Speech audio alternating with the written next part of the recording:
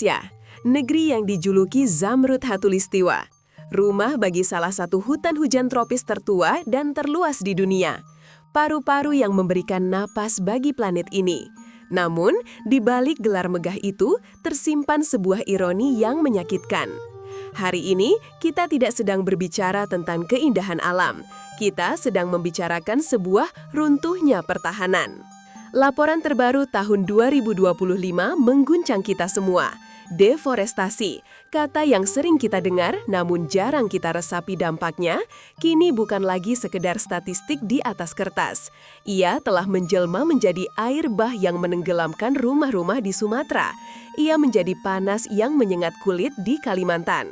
Data dari Statista dan World Resources Institute menempatkan Indonesia di peringkat atas, bukan dalam prestasi, melainkan dalam kehilangan hutan primer, bersanding dengan Brazil dan Republik Demokratik Kongo. Kita sedang kehilangan warisan jutaan tahun hanya dalam hitungan dekade. Pertanyaannya sederhana namun menakutkan, seberapa parah kondisi hutan kita sebenarnya? Dan ketika hutan itu hilang demi kebun sawit dan tambang, siapa yang sebenarnya membayar harganya? Selamat datang di laporan khusus, di balik runtuhnya Benteng Hijau Nusantara. Mari kita bedah datanya. Mengutip laporan CNBC Indonesia yang merujuk pada data FAO, pada tahun 1990, Indonesia masih gagah dengan 118,5 juta hektar kawasan hutan. Namun, pada 2020, angka itu anjlok menjadi 92,1 juta hektar. Bayangkan, dalam rentang waktu itu, Bank Dunia mencatat kita kehilangan lebih dari 24 juta hektar hutan. Itu setara dengan hilangnya wilayah seluas Jawa Barat dan Jawa Tengah digabung, bahkan lebih. Namun, di sini situasinya menjadi rumit. Ada perang data yang terjadi. Di satu sisi, pemerintah melalui Kementerian Kehutanan sering mengklaim bahwa laju deforestasi neto menurun. Mereka menghitung angka penanaman kembali atau reforestasi sebagai pengurang angka kerusakan.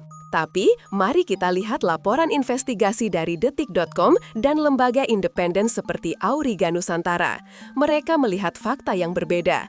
Deforestasi bruto, hutan alam yang benar-benar ditebang, masih sangat tinggi.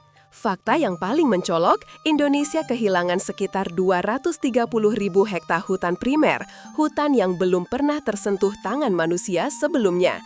Ini adalah tipe hutan yang paling kaya karbon dan paling vital bagi biodiversitas. Kehilangan ini tidak bisa digantikan hanya dengan menanam pohon akasia atau eukaliptus dalam semalam. Saudara-saudara sekalian, angka 230.000 hektar itu bukan sekedar angka.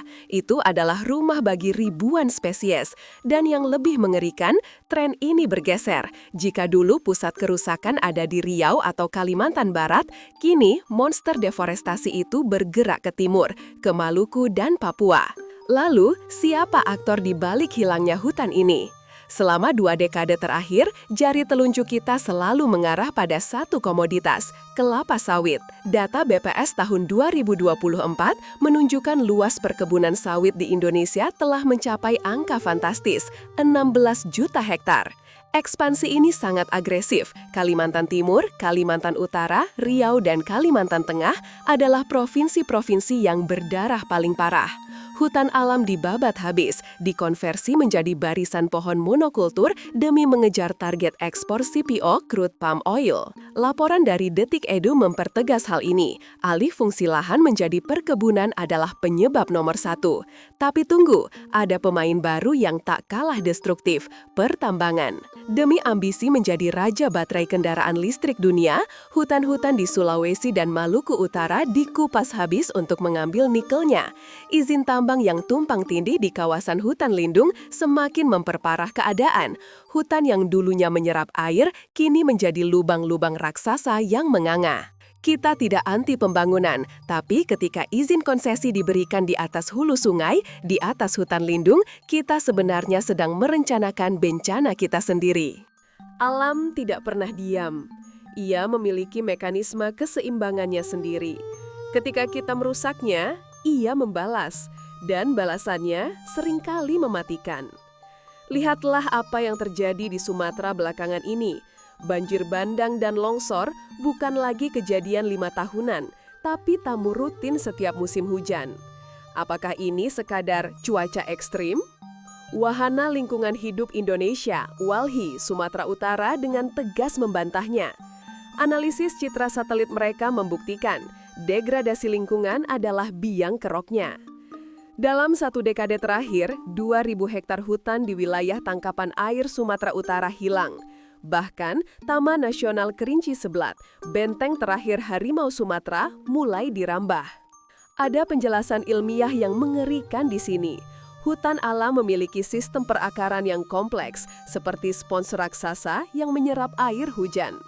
Ketika hutan itu diganti menjadi sawit, kemampuan tanah menyerap air hilang drastis. Sebuah riset yang dikutip Detik.net menunjukkan fakta mengejutkan lainnya, krisis iklim mikro. Tahukah Anda, suhu udara di dalam perkebunan sawit itu rata-rata 6,5 derajat Celcius lebih panas dibandingkan di dalam hutan alam. Jadi, ketika hutan ditebang, kita tidak hanya mengundang banjir, tapi kita juga sedang membanggang diri kita sendiri dengan suhu yang semakin ekstrim. Dampak deforestasi tidak hanya dihitung dari kerugian ekonomi akibat banjir, ada biaya sosial yang tak ternilai harganya. Masyarakat adat adalah korban pertama dan paling menderita. Bagi suku Dayak di Kalimantan atau suku-suku di Papua, hutan bukan sekadar aset. Hutan adalah apotek hidup, supermarket, sekaligus tempat ibadah mereka. Ketika hutan hilang, hilang pula sumber obat-obatan tradisional mereka. Hilang pula identitas budaya mereka. Konflik lahan antara perusahaan sawit dan masyarakat lokal meledak di mana-mana. Mereka terusir dari tanah leluhur menjadi orang asing di tanah kelahirannya sendiri. Dan jangan lupakan penghuni asli hutan ini, orang utan, harimau Sumatera, gajah, dan bekantan. Mereka terdesak ke sudut-sudut semput yang tersisa. Konflik satwa dengan manusia meningkat karena rumah mereka telah dirampas. Deforestasi bagi mereka bukan soal ekonomi, ini soal kepunahan. Sekali mereka punah, tidak ada teknologi manusia yang bisa menghidupkan mereka kembali.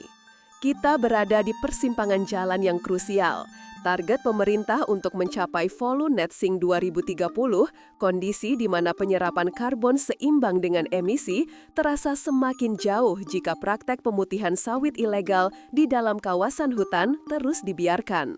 Regulasi global seperti EUDR, Undang-Undang Anti-Deforestasi Uni Eropa, mungkin menekan ekspor kita, tapi itu adalah alarm keras bahwa dunia tidak mau lagi menerima produk yang dihasilkan dari darah hutan kita. Deforestasi di Indonesia adalah cerita tentang keserakahan jangka pendek yang mengorbankan kelangsungan hidup jangka panjang. Kita butuh sawit, kita butuh nikel, benar. Tapi kita lebih butuh air bersih, kita butuh udara yang layak hirup, dan kita butuh tanah yang aman untuk dipijak. Sudah saatnya narasi ekonomi versus lingkungan dihentikan, karena tanpa lingkungan yang lestari, tidak akan ada ekonomi yang bisa berdiri. Hutan kita sedang sekarat, dan jika ia mati, sebagian dari kita pun akan ikut mati bersamanya.